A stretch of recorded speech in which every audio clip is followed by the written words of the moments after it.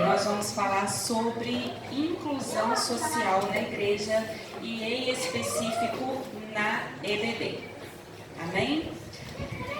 Nós somos os seminaristas, meu nome é Ingrid, nós temos a Dulcineia e o Eduardo. E nós vamos falar em específico sobre TDAH e autismo. Nós vamos falar sobre a inclusão dessas pessoas na EBD e a responsabilidade da igreja para com essa inclusão. Amém?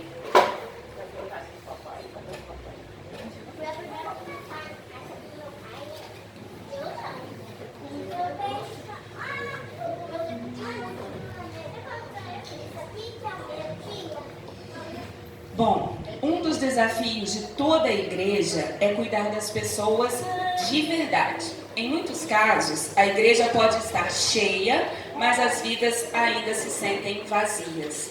E muitas vezes acontece isso. Por vezes nós vamos à igreja e saímos da mesma forma que entramos, muitas vezes por não nos sentirmos acolhidos. E esse acolhimento é uma responsabilidade de toda a igreja. E nesse caso em especial para a EBD, que é para incluir todos os irmãos, todas as pessoas no aprendizado, inclusive da escola dominical. A EBD recebe todo tipo de pessoa e de família e não pode se dar ao luxo de determinar que tipo de gente poderá ser assistida ou não. A EBD deve ser um lugar inclusivo, onde o negro e o branco, o latino e o europeu, o pobre e o rico, o culto e o analfabeto são tratados dentro de suas peculiaridades, a fim de que todos sejam discípulos de Jesus, todos sejam produtivos para o reino de Deus e todos se sintam respeitados e amados. Todos nós somos diferentes. Todos nós pensamos de maneira diferente. Todos nós temos pensamentos peculiares e individuais. Então, nós precisamos entender e respeitar todas as diferenças. Esse é um papel da igreja. Infelizmente, a igreja, em suas atividades como a EBD, ainda negligencia um grupo de pessoas, as portadoras de necessidades específicas como síndrome de Down, TEA, que é o autismo, que é o transtorno do espectro autista, TDAH, que é o transtorno do déficit de atenção e hiperatividade, o TDA, que é o transtorno do déficit de atenção, entre outras. A igreja não faz isso por maldade ou por não entender a necessidade, mas por desconhecer como agir.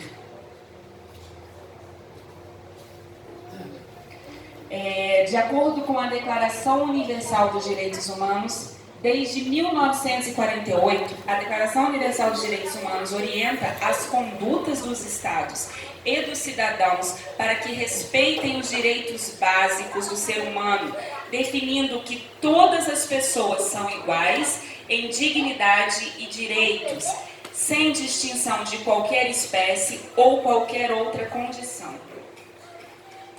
Um dos maiores mandamentos de Deus: amarás o teu próximo como a ti mesmo. Mateus 22:39. Inclusão é uma experiência de amor. É prestar atenção no que podemos fazer para tornar mais simples a vida de alguém. A inclusão social é responsabilidade de todos e, em especial, da EBD. Mas como fazer para incluir todas as pessoas?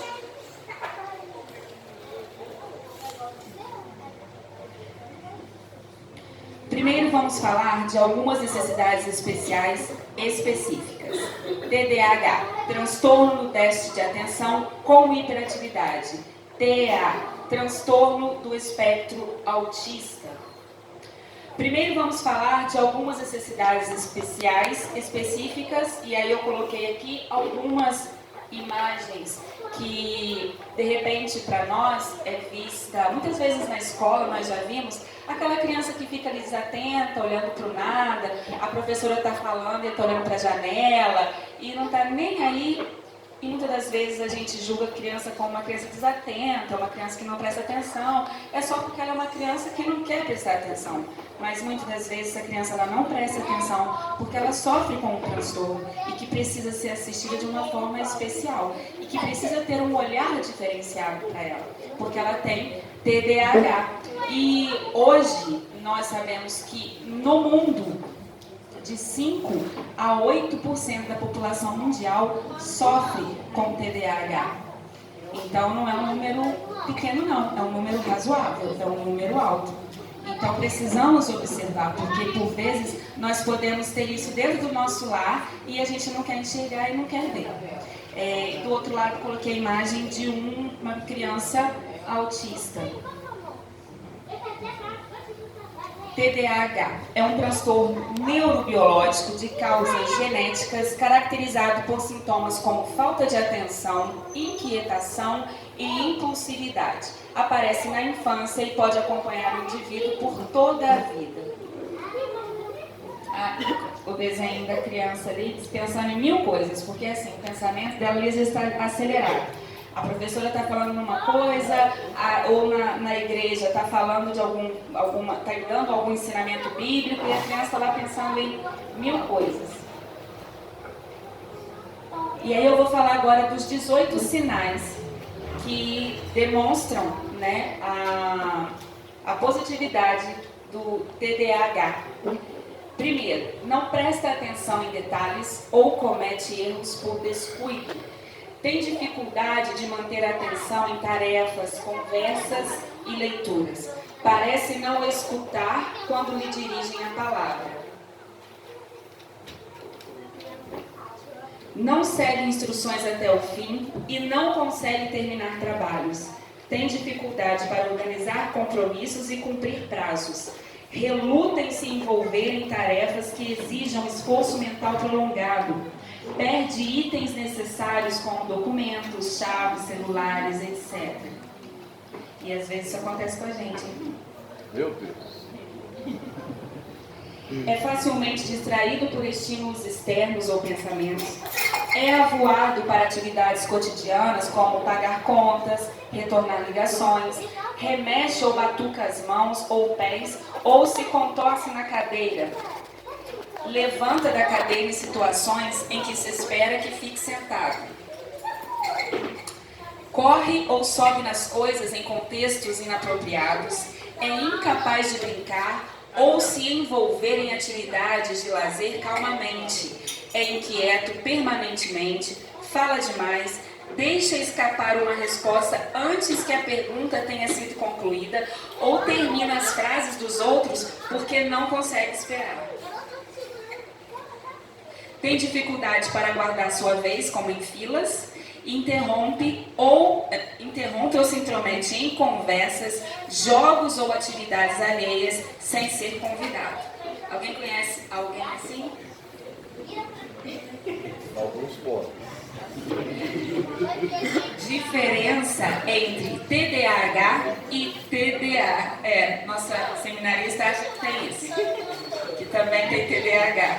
Eu também me incluí em vários pontos. E muitas vezes isso acontece com a gente. Muitas vezes nós temos, às vezes achamos que estamos com alguma dificuldade, eu não estou conseguindo focar, não estou conseguindo concentrar, não estou conseguindo isso, eu sou inquieta, eu não tenho paciência. E às vezes achamos que é mera impaciência. E muitas vezes nós temos o transtorno, só que não sabemos.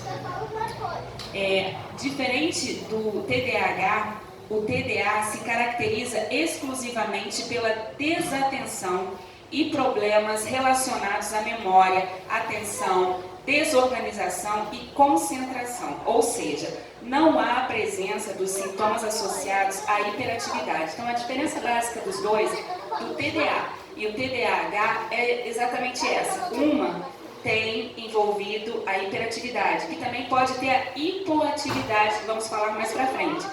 Porém, o TDA, ele é só o déficit de atenção, sem ter essa questão da hiperatividade ou a hipoatividade. Existem 3 tipos de TDAH: o predominantemente desatento, o predominantemente hiperativo e impulsivo e combinados, ou seja, tem aqueles que são predominantemente desatentos, mas não são hiperativos, tem os que são predominantemente hiperativos, mas não são tão desatentos, e tem aqueles que são os dois. Pessoas com TDAH têm dificuldade em perceber todos os espectros de uma situação, enxergando como tudo ou nada. Com essa visão, eles ficam mais suscetíveis à depressão e baixa autoestima, já que só sabem ver certo ou errado, ou acaba se transformando em sou capaz de tudo ou não sou capaz de nada. Também existem diferentes níveis para TDAH, que são leve, moderado e grave. E aqui é uma curiosidade, mas são algumas personalidades bastante famosas, conhecidas, que sofrem de TDAH. No caso, Bill Gates, Jim Carrey, Sabrina Sato e Michael Phelps.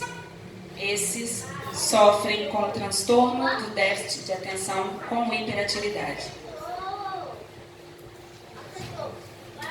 E agora eu vou passar para a minha colega seminarista Dulcineia para falar um pouquinho para vocês sobre o autismo, espectro autista.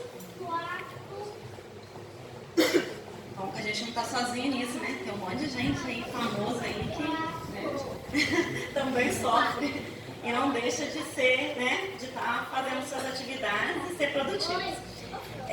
Então nós vamos falar sobre o transtorno do espectro autista. O que seria isso? O transtorno do espectro autista é um distúrbio do neurodesenvolvimento caracterizado por desenvolvimento atípico, manifestações comportamentais, déficit nas comunicações, na comunicação e na interação social, padrão de comportamentos repetitivos e estereotipados, podendo apresentar um repertório restrito de interesses e atividades. Então, são pessoas que eles têm, muitas vezes você vai ver um movimento sempre repetitivo, né? Fazendo sempre o mesmo gesto, o mesmo movimento e podendo querer só fazer uma única coisa. Eles não gostam muito de mudanças, gostam sempre daquela coisa bem padronizada. Até, se você for reparar, tem alguns, até quando vai arrumar os carrinhos, arrumam sempre do mesmo jeito. Tem que estar naquela fileira, naquela quantidade de cor, tudo certinho. Agora, sinais comuns do TEA, do autismo. Vamos ver. Primeiro sinal, atraso no desenvolvimento da fala ou falta de fala. Tem alguns casos que eles têm um certo atraso, e outros não falam. A falta mesmo, não vai ter esse problema aí. Segundo, problemas de comunicação, como dificuldade em manter o contato visual ou entender as emoções e expressões faciais dos outros. Então isso é muito importante, que não adianta a gente querer fazer caras e bocas para um autista achando que ele vai te compreender, que ele não vai compreender, né? Às vezes a gente acha que um simples gesto, não adianta fazer essas expressões que ele não vai entender. 3. Dificuldade em interagir com outras crianças ou em fazer amigos. Às vezes fala assim, aquela criança só fica no cantinho, ela não gosta de repartir, ela não gosta de estar junto. Ela tem essa dificuldade. 4. Dificuldade em se adaptar a mudanças na rotina ou em atividades que não são familiares. Foi o que eu tinha dito antes. Eles têm essa dificuldade em adaptar a mudanças. Então, na igreja, na IBD, a gente tem que ter esse cuidado. Porque às vezes a gente quer fazer algo novo, a gente quer inovar todo domingo, e a gente tem que pensar que eles têm essa dificuldade. Até mesmo com uma simples mudança de sala, de lugar, eles não gostam disso. Eles gostam das coisas sempre do mesmo jeito, da mesma maneira. Às vezes a gente pensa que está ajudando, que está inovando e a gente está atrapalhando. 5. Repetições frequentes de palavras ou frases específicas, chama equalaria. Então, quando eles ficam falando a mesma palavra, a mesma frase, sempre, né? Principalmente se aquilo tiver meio que dentro deles, talvez alguma coisa que eles passaram, eles costumam ficar reproduzindo isso. 6. comportamentos repetitivos, como balançar as mãos, balançar o corpo ou rodar em círculos. Então, muitas vezes a gente vai ver criança, né, o tempo todo movimentando, balançando o corpo ou rodando na igreja. É das coisas que acontecem. E o sétimo, preferência por atividades isoladas ou interesse restrito e intenso em um único assunto ou objeto. Isso aqui também é muito importante a gente observar. Porque essas crianças, eles vão ter preferência num único brinquedo. Ou às vezes tem casos que eles vão estar até com aquele brinquedinho na mão. Eles precisam estar segurando alguma coisa. Então pode acontecer algum erro, não por a gente não saber ou desconhecer, da gente ir tomar o brinquedo, tomar o objeto. Não, aquilo dali ele precisa estar segurando. Oitavo, sensibilidade extrema a sons, luzes, texturas ou cheiros.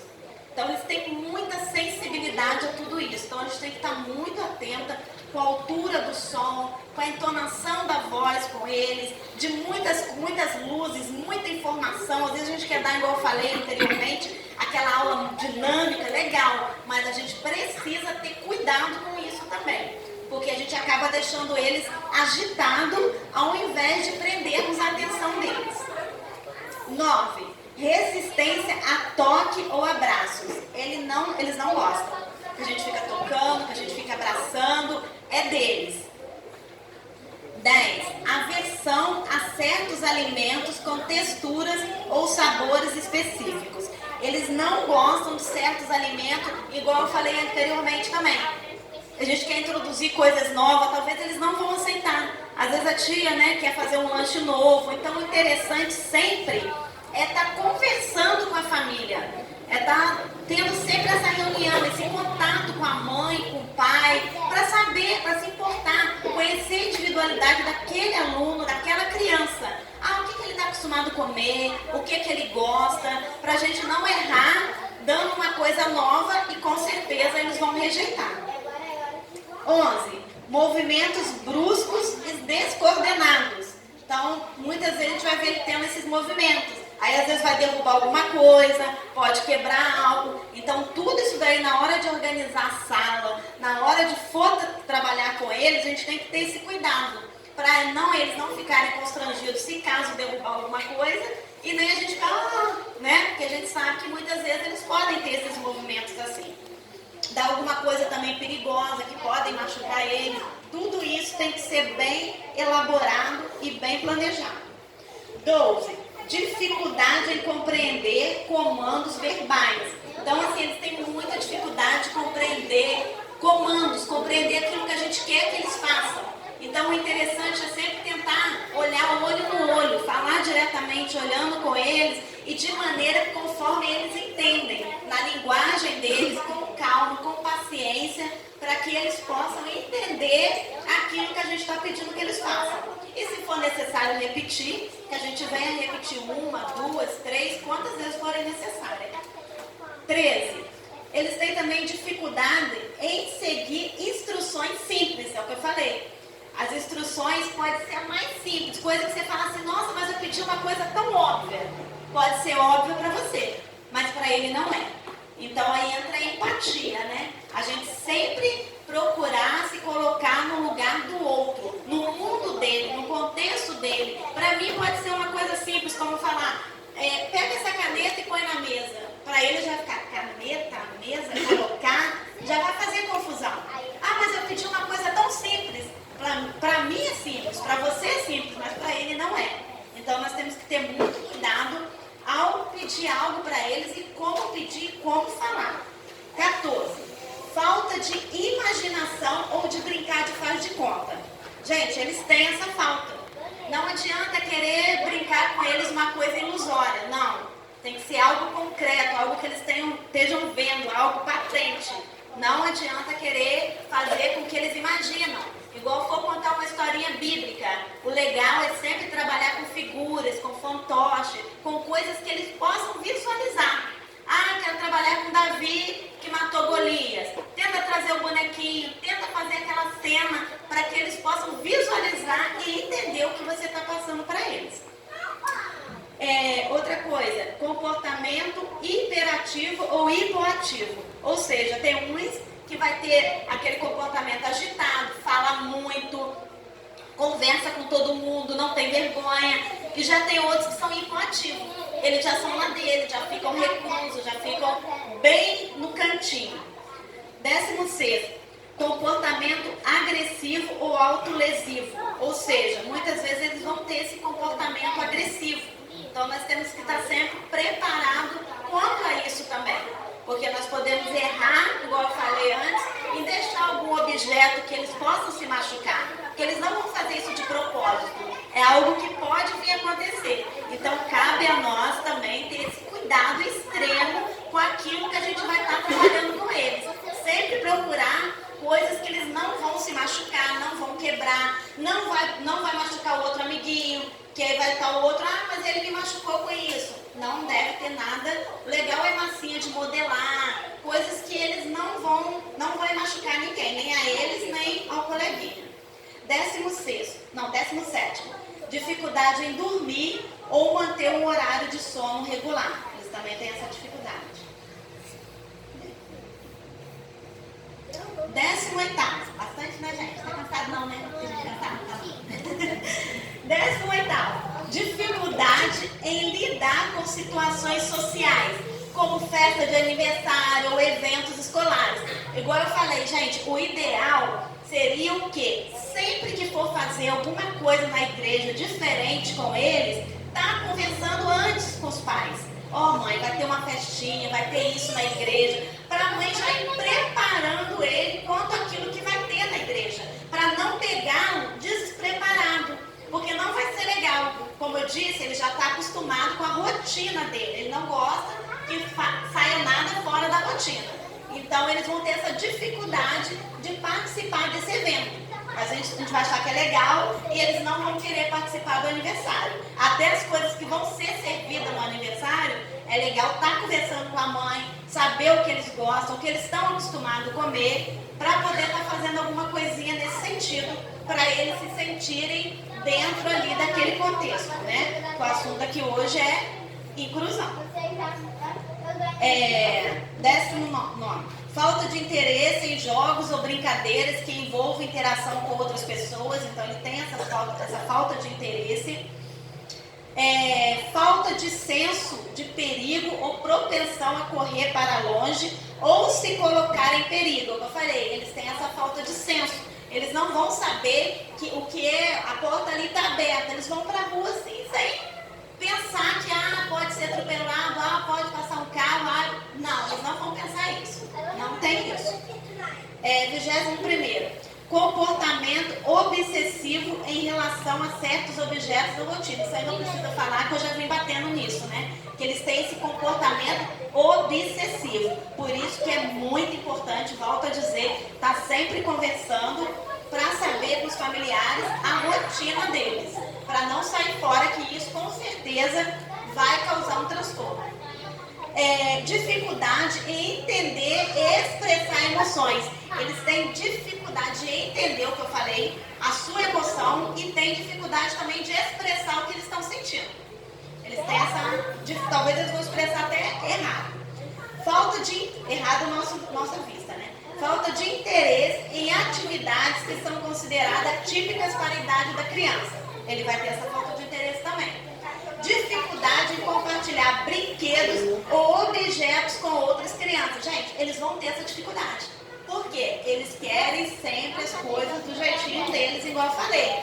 Então, com certeza, eles não vão querer, vão ter essa dificuldade em compartilhar. Dificuldade em entender sarcasmo ou humor. Então, a gente tem que ter muito cuidado com isso também. E fazer brincadeiras com eles, que eles vão ter dificuldade.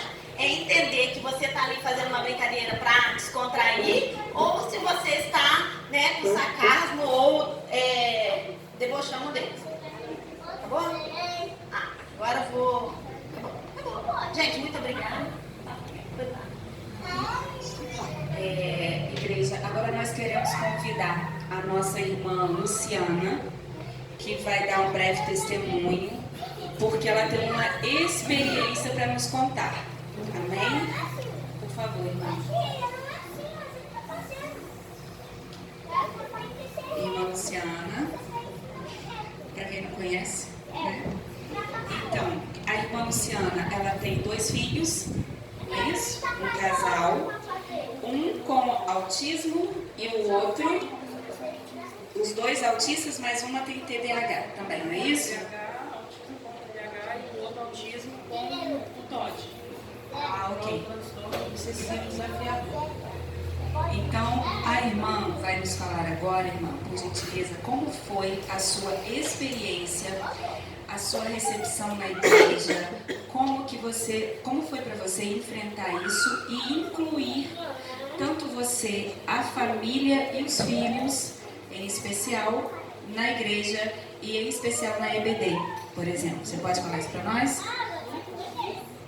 Cumprimento a todos, capazes do Senhor. Dizer que é um momento único, me sinto alegre com essa oportunidade de poder estar trazendo a minha experiência, né, como mãe, como serva de Deus, né, a dificuldade que eu passei e que muitas mulheres, assim como eu, muitas famílias têm enfrentado, né, nos dias de hoje. Eu tenho a Esther, que hoje está com 9 anos, e o João Leonardo com 6 anos. E o comportamento da Esther sempre foi de uma criança muito hiperativa, aquela criança que era chacota, né? De ser mal educada, de ser uma criança mal criada, que a mãe não dá educação, que a mãe não cuida. E ali eu sempre tentando amenizar aquela situação, né? Tanto na igreja, quanto na casa de familiares, tanto na escola, muita reclamação, né? E depois veio o João Leonardo, quando ela estava com 3 anos e pouquinho. E aí, através do João Leonardo, do comportamento dele, com 1 ano de idade, eu comecei a perceber muitas diferenças, né? Porque eu já tinha meus irmãos, meus sobrinhos, e eu falei, não, ele é diferente, o que é eu não sei. Aí quando ele completou 1 aninho, eu levei ele na neuro, né? Eu já levava a Esther tinha um suposto diagnóstico de hiperatividade. E quando eu levei o João Leonardo na mesma neuro, eu falei, eu acho que esse menino tem autismo. Mas ele tinha 1 aninho e era muito, muito novo. Ela falou, vamos investigar e esperar mais 1 ano. Né? E nesse processo, né, dentro da igreja e no meio da família, eu tive muita dificuldade por causa do comportamento. Quer dizer, aqui elas falaram sobre o não dormir.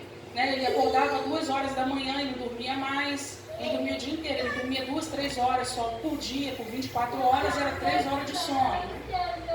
Alimentação, né? Não aceitava qualquer tipo de alimentação, não comia qualquer coisa. Em relação também a luz, barulho. Então eu era muito agredida por ele puxava muito meu cabelo, eu tinha um cabelo muito grande, ele arrancava meus cabelos, ele mordia muito, eu, meu esposo. Né? E aí a gente era assim, você não sabe lidar com isso. Isso eu estou falando não só dentro da igreja, mas no âmbito de familiares também. Né? E a gente passando aquela situação, a gente ao invés de ter o acolhimento, a gente acabou se fechando. Porque tudo que a gente falava parecia que era coisa surreal. Como que uma criança, você tem 24 horas num dia e uma criança só dorme 3 horas? Né? Como que você oferece um alimento, aquela criança está gordinha, bonita, saudável e ele não come nada? Né? Então, algumas coisas não batem muito. E fica aquela situação, a criança mal criada, mal educada, a criança está fazendo birra, falta de chinelada, falta de usar vara e assim por diante. Né? Então, foi um momento difícil para mim e para o meu esposo, porque aquilo ali foi causando constrangimento. A gente não conseguia entrar dentro de um ônibus. Quando eu chegava na nossa igreja, assim, na sede, eu não estou falando da igreja em si. Né? Isso aí é uma situação que precisa realmente ser revista, porque eu conheço muitas pessoas que estão fora da igreja por falta desse acolhimento. Né? E eu fui eu fiquei 2 anos, não estava afastada do Senhor, mas eu estava afastada do corpo do Senhor. Né? E aquilo ali me fazia muito mal para o meu esposo. Então o nosso combinado era assim, você fica em casa com ele e hoje eu vou. Aí amanhã você vai. Mas não dá certo, porque a criança é muito apegada a um ou em outro. Meu filho não conseguia lidar só com o pai, porque ele era mais apegado a mim. E meu esposo, como trabalhava muito fora, ele não conseguia lidar com essas estereotipias, com essas dificuldades da criança, né, de entender a criança. Ele não verbalizava, alguns autistas falam, outros não. Né? O meu filho naquela época ele não verbalizava, ele veio a falar com mais de 3 anos de idade, as primeiras palavras. Então ele tinha dificuldade de lidar com aquilo. Com a alimentação da criança, ele não podia ingerir glúten, lactose, algumas coisas que a gente também oferecia, ele rejeitava, né? Eles pegam hiperfoco em alguma coisa, como a Rebela falou que ele me disse, meu filho tinha um hiperfoco com boneco de dinossauro, ele não podia ver aquilo ali ele tinha que estar com aquilo, e aquilo ali era o que acalmava ele. Outra coisa que acalmava também meu filho era a água, ele tinha um hiperfoco muito grande com a água.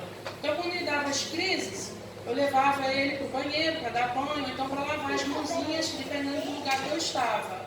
E muitas das vezes na hora do culto, somente na hora que está tendo a palavra, a criança está gritando, está fazendo aquela pirraça e os irmãos vão lá. Então a gente que é pai, a gente se sente incomodado. Né? Bom é que toda a igreja saiba que se tem uma criança que está nessa condição do espectro autista, né, que todos venham saber que aquela criança tem aquela dificuldade de socializar em determinado momento.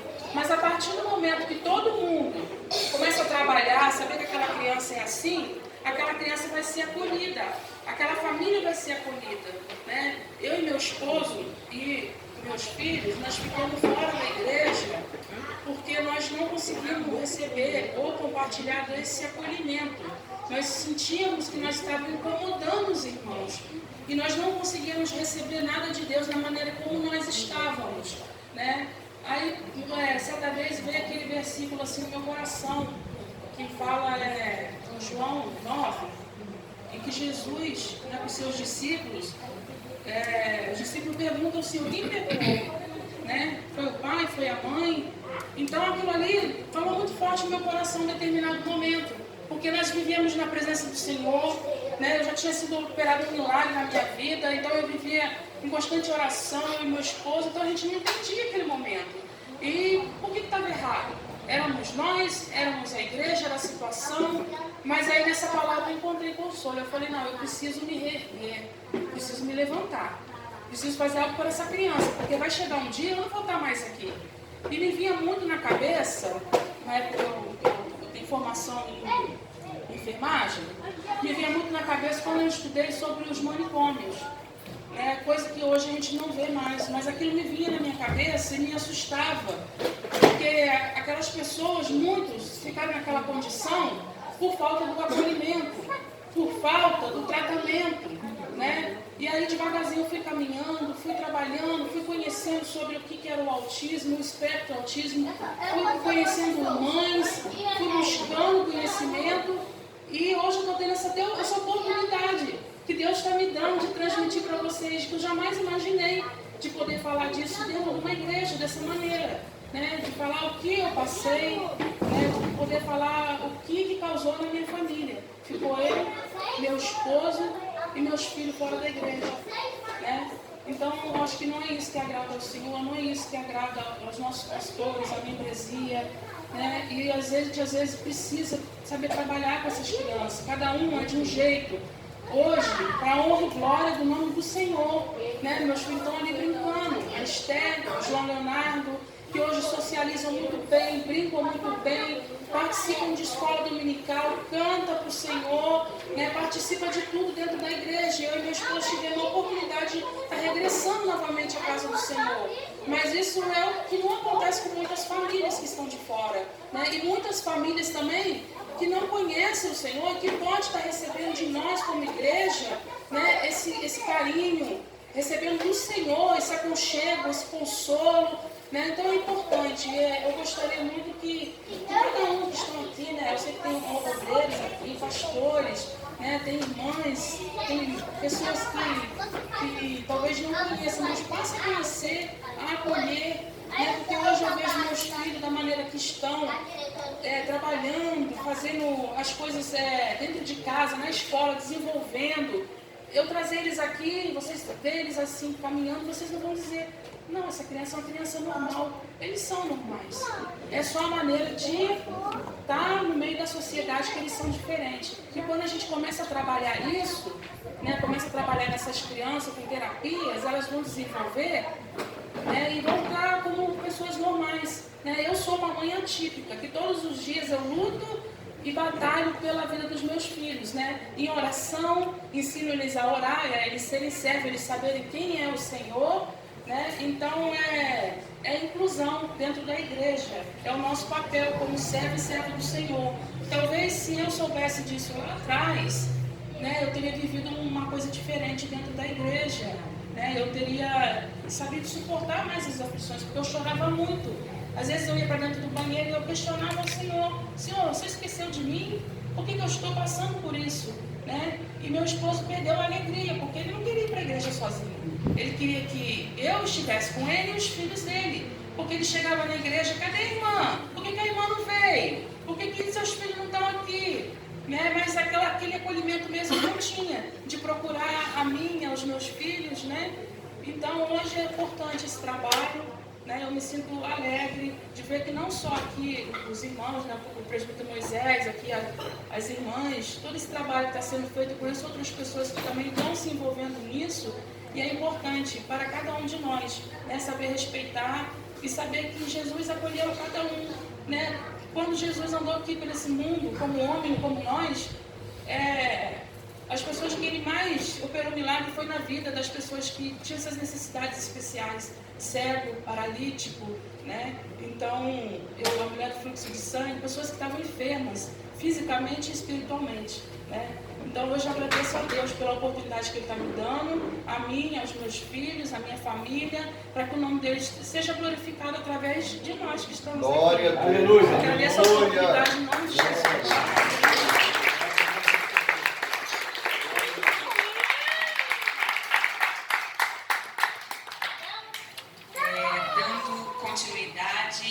Agradecendo ao testemunho e a experiência compartilhada conosco, com toda a igreja, para que possamos crescer e aprender e amadurecer cada vez mais.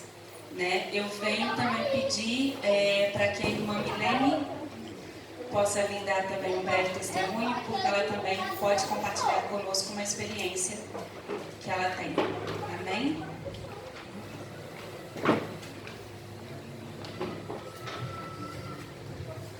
Boa tarde, queridos, graça e paz. Gostaria de compartilhar um pouquinho, né, da minha experiência também, um pouco de testemunho. A irmã que esteve aqui já falou bastante coisa que a gente passa. Eu também tenho um filho autista. Eu tenho um filho de 15 anos de idade, mais velho, o nome dele é Frederico, e o mais novo tem 7, o mais novo é autista. Né? E eu cresci na igreja. E eu também não esperava ter um filho autista, né? E eu sempre participei muito dos trabalhos na igreja, sempre fui muito ativa. Eu e meu esposo, a gente sempre trabalhou muito também. E a gente teve o Gustavo. E o Gustavo, quando ele nasceu, um bebê, a gente não suspeita. Mas depois de 1 ano de idade, a gente percebeu que ele era diferente. A gente tinha um menino mais velho e a gente foi percebendo as diferenças no Gustavo. E daí eu falei, olha, eu reconheci isso primeiro do que meu esposo falou assim, não, é coisa de criança, vai melhorar e tudo mais, porque ele é muito pequeno ainda. Mas eu falei, não, tem algo acontecendo. O Frederico não era assim, o Gustavo está diferente. Ele não se socializava muito, ele não ligava para as crianças que estavam ao redor dele. E aí eu falei, tem algo diferente. Ele começou a falar, com 1 ano ele falava, e de repente ele parou. Então a gente começou a investigar. Tem algo acontecendo. E ele ia para a escola, eu quis que colocasse ele na escola, para ele ter essa socialização e tudo, mas nada, ele sempre estava isolado das demais crianças. As crianças faziam as atividades e ele não fazia as atividades. E aí a gente procurou o neuro, né, e fomos acompanhando. Depois de 2 anos, aí foi diagnosticado mesmo como autista. E ele realmente era bem mais agitado, ele era uma criança muito agitada, ele não conseguia sair com o Gustavo sozinha. Porque ele queria fazer coisas que o ambiente que ele estava não podia fazer e tudo. E a partir daí a gente começou a ter uma certa dificuldade com ele com relação à igreja também. E como eu disse, a gente sempre participou muito na igreja.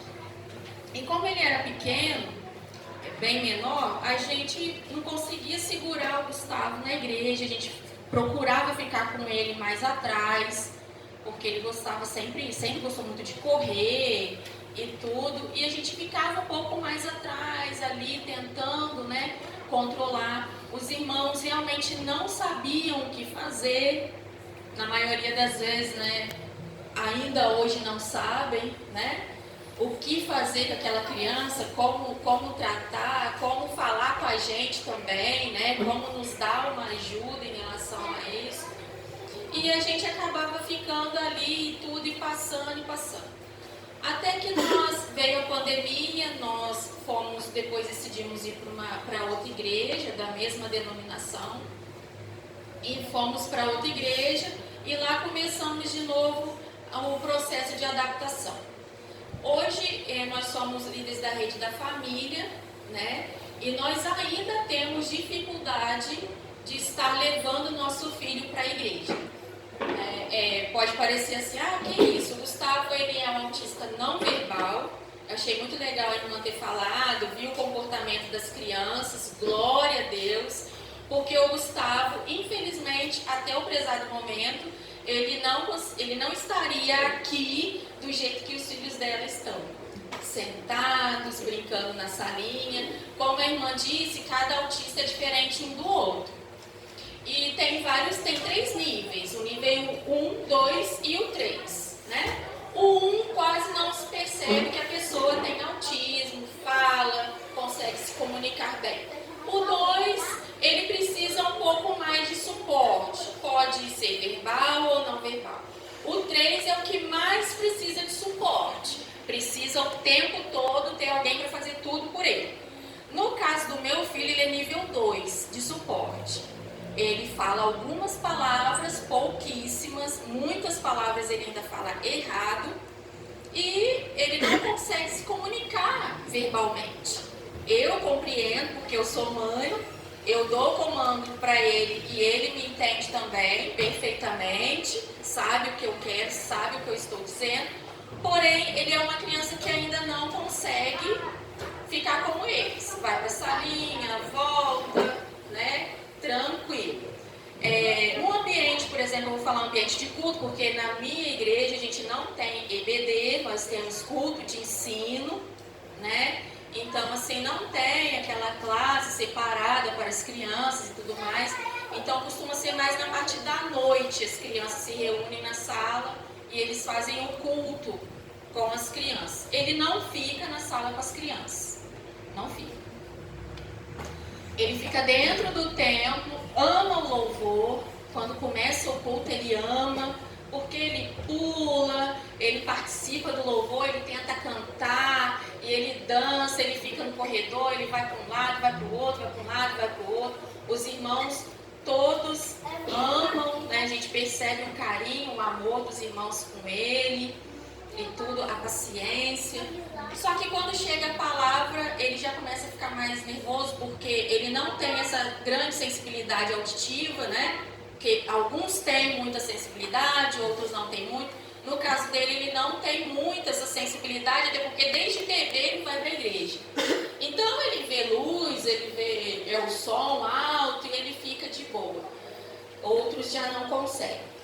Mas então, na hora da palavra a gente tem muita dificuldade.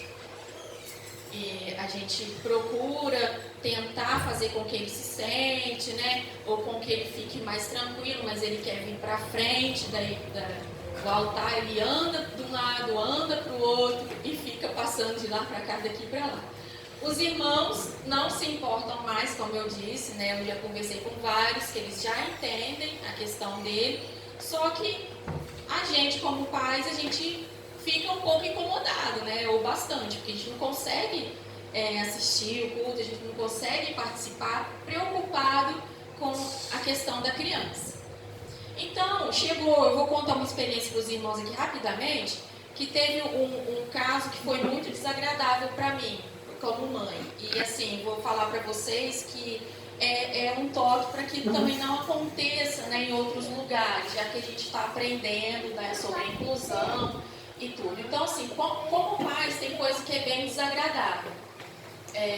Como a irmã disse, muitas famílias não conseguem participar de igrejas, de cultos, muito menos de EBD, porque não tem essa receptividade da igreja.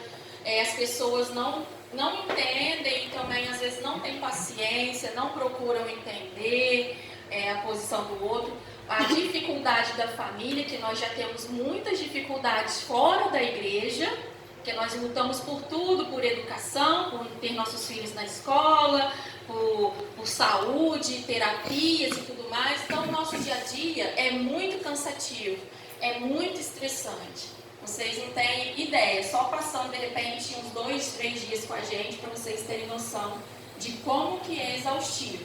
E chega na igreja, a gente espera um acolhimento, a gente espera o abraço, a receptividade dos irmãos, não a exclusão, né? Não aquela palavra assim, você está atrapalhando. Não é isso que a gente espera. Então, teve um dia que estava tendo uma festividade, eu estava atrás, como eu disse, eu sempre de olho nele, porque eu não deixo ele fazer o que ele quer, porque ele é autista. Não é assim, a gente impõe limites. Só que ele estava andando de um lado para o outro na frente da igreja, como de costume. E foi um pregador de fora pregar, e eu continuei lá atrás olhando e ele andando.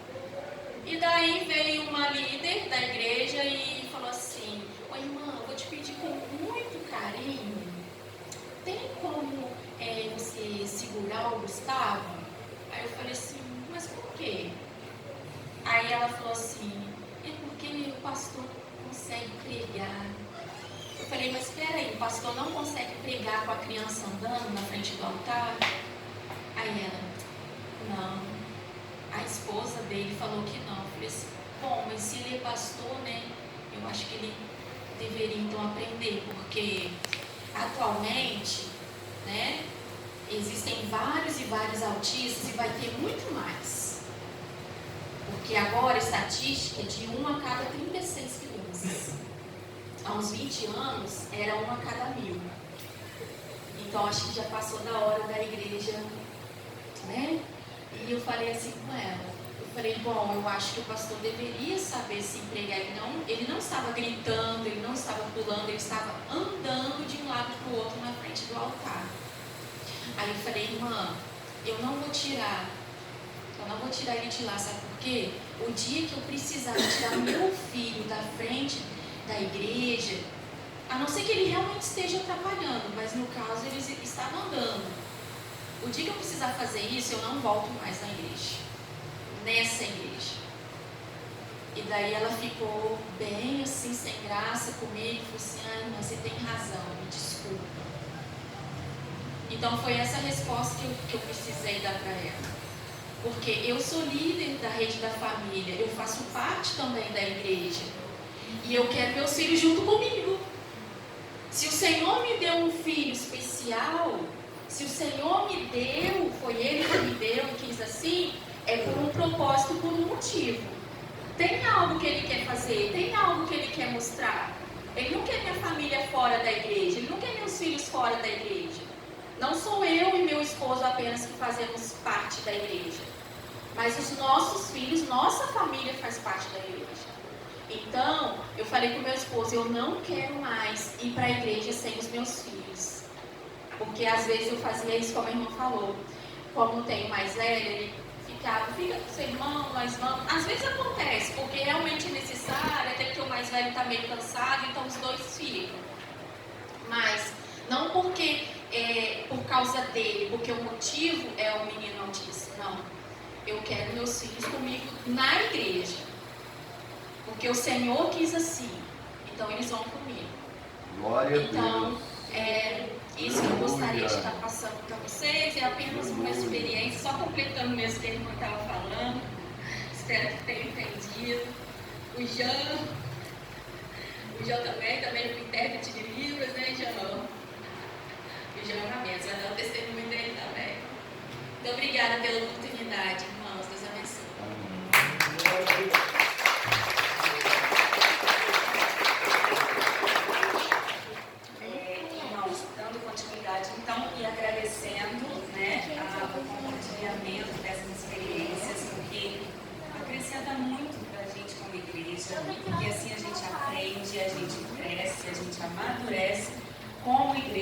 corpo de Cristo, né? Agora nós vamos dar continuidade com o nosso irmão Eduardo. Pai Senhor. Qual o papel do líder na inclusão na EBD? Irmãos, você viu o testemunho dessas duas irmãs, da família das duas, como foi edificante para as nossas vidas. Eu, para mim, por exemplo, antes de eu participar desse trabalho, desse projeto aqui, eu não tinha o conhecimento da importância que isso tinha na nossa vida. Você vê que às vezes por falta de conhecimento nosso, a gente pode afastar uma família inteira da igreja. Às vezes você vê um pastor, a situação do pastor, eu tenho certeza, acredito que não foi nem por maldade, mas por desconhecimento da esposa dele, ou algo assim. Mas de qualquer forma, é uma atitude que afasta, pode afastar uma família. Então você vê a importância. E para quem é líder, para nós como membros normais, nós podemos e devemos fazer algo para isso mudar. Agora, a liderança, os líderes de departamentos, eu creio que ele tem a obrigação de estar sempre atento a esse tipo de coisa. Ele tem que ter uma percepção diferente da maioria, para quando ele perceber algo assim, ele já colocar algo em prática, buscando conhecimento, buscando mudança, atualizando lá a situação dos seus cargos, das suas funções lá que eles exercem, para poder incluir essas pessoas com necessidades especiais na igreja. E você é um líder na sua igreja, seja em qual área for a sua liderança, você tem uma grande responsabilidade sobre as pessoas, estratégias e os resultados que almejam alcançar, como eu já disse.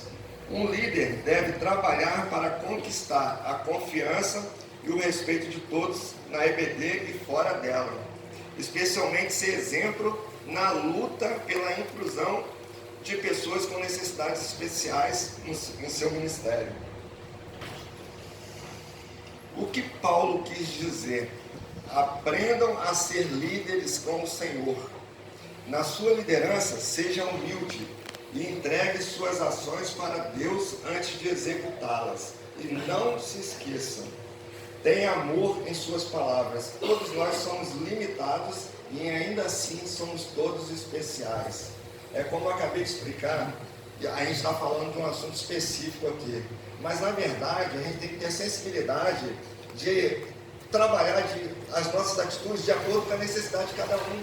Nós estamos falando de pessoas com necessidades especiais, mas todos nós temos uma necessidade diferente. Então a gente tem que estar sempre atento a isso. Para sermos líderes que enxergam a inclusão, precisamos trabalhar a diversidade dentro da EBD e estar pronto para levantar uma equipe de inclusão ou capacitar a que já existe para que saiba promovê-lo. Com a inclusão, nós iremos receber não apenas as pessoas portadoras de necessidades especiais, mas também suas famílias. Se nós vimos aí o depoimento, aí, o testemunho das irmãs, aí, como é importante você saber receber não só as pessoas portadoras de necessidades especiais, mas as suas famílias também. Porque como é triste você chegar num ambiente e ver uma pessoa que você ama sendo maltratada ou você não sendo bem recebido naquele local. Como a gente sabe da importância, às vezes, de você dar um sorriso para uma pessoa que chega numa igreja, você dá um abraço, como muda a situação daquela pessoa. Então a gente tem que estar sempre atento à forma que a gente vai receber essas famílias dentro da igreja. Com a inclusão, nós iremos receber não apenas as pessoas portadoras de necessidades especiais, mas também suas famílias, pais que muitas vezes ficam decepcionados com as igrejas por verem seus filhos ignorados e negligenciados por uma omissão da EBD e outro ministério. Há algum tempo, seria considerado ilusão se pensar, discutir e tentar estruturar formas efetivas para viabilizar a inclusão de pessoas com ou sem necessidades especiais na escola e na sociedade. O século passado foi marcado pela criação de instituições especializadas. Durante quase um século, a educação do portador de necessidades especiais era separada dos demais. O que acontece, irmãos? Antigamente eles pensavam em tratar o portador de necessidades especiais fora da sociedade. Eles queriam tratar ele em um local separado para incluir eles no nosso meio. Só que isso hoje é diferente. Por isso é maior ainda a nossa responsabilidade e a necessidade da gente se adequar a isso. Porque hoje eles não precisam ser tratados fora do ambiente normal. Eles estão sendo incluídos no ambiente normal e nós temos que ser tratados para recebê-los da forma adequada para eles terem resultados positivos. Porque se o nosso comportamento em relação a eles não mudar, não for adequado, eles não vão conseguir ter a percepção que eles precisam ter para poder ter uma vida normal em nosso meio. Então, hoje em dia, eu acredito que depende mais do nosso comportamento, das nossas atitudes, do que do comportamento deles. Porque se a gente conseguir enxergar isso da forma correta, vai ser muito mais fácil eles serem inclusos em nosso meio, como está acontecendo. O preconceito. O preconceito é um dos maiores dificultadores do movimento de aproximação das pessoas. O que é preconceito? Preconceito são conceitos pré-existentes, desvinculados de uma experiência concreta. A matéria-prima do preconceito é o desconhecimento. Você vê, irmãos, que nós acabamos de falar aqui. Por que muitas vezes nós tratamos o portador de necessidades especiais de forma errada? Porque a gente não tem conhecimento. Eu costumo dizer, estava até falando, que a gente tem que ter muita empatia. Porque muitas vezes Deus tem que precisa permitir a gente ter alguém que a gente ama muito, passando por uma situação para a gente conseguir enxergar e mudar nosso comportamento em relação a outras pessoas. Porque aí a gente consegue enxergar e ver a necessidade que a gente tem de mudar em relação às pessoas. Então, assim, na maioria das vezes, a gente só trata as pessoas de forma errada porque a gente não tem conhecimento. Quando a irmã falou ali que a esposa do pastor reclamou do filho dela lá na frente da igreja, eu acredito que todo mundo ficou aqui, poxa, mas que esposa, que não sei o quê. Mas quem aqui já não teve sentado no banco de igreja e viu uma criança correndo para lá e para cá e falou, nossa, que criança bagunceira, está atrapalhando, tirando minha atenção do culto. Mas na maioria das vezes a gente não parou para pensar que aquela criança de repente era portadora de uma necessidade especial. Então, assim, hoje a nossa visão está mudando. Eu vejo essa questão aqui muito importante para nossos dias, porque eu mesmo confesso que eu não dava importância a essa questão, mas depois que comecei a ler sobre isso, agora meus olhos se abriram e eu estou vendo a importância que é da gente mudar e da gente se adequar a esse tipo de situação. Normalização é tornar acessível às pessoas socialmente desvalorizadas modelos e condições de vida que sejam semelhantes aos que estão disponíveis às pessoas da sociedade. É exatamente o que eu falei. E enquanto na integração a pessoa portadora de necessidade especial era preparada para viver em sociedade, na inclusão, a sociedade precisa se modificar para receber a pessoa com necessidades especiais para que ela possa se desenvolver. É o que eu acabei de falar, irmãos. Eu aqui agora quero passar para a Ingrid, para ela continuar aqui e finalizar a apresentação do trabalho. Só fazendo um breve comentário sobre o que o irmão falou, é porque nós vivemos um século fazendo integração, onde as pessoas portadoras de necessidades especiais, como não só portadores de TDAH ou autismo, mas síndrome de Down, entre outros transtornos e necessidades, essas pessoas, elas tinham que ser cuidadas e ensinadas pelas APAES, né? Nós tínhamos a instituição, que eram as APAES, que faziam essa integração. O que elas faziam? Elas pegavam essas crianças e elas faziam o ensino e toda a educação, preparavam essas crianças para que elas pudessem ser inseridas na sociedade. Veja bem, era como se dissesse assim, olha só, vocês não têm condições de viver no nosso meio, vocês têm que ficar aqui separadas e quando vocês estiverem prontas, aí sim vocês podem estar conosco. E aí isso mudou, graças a Deus. Agora nós não vivemos mais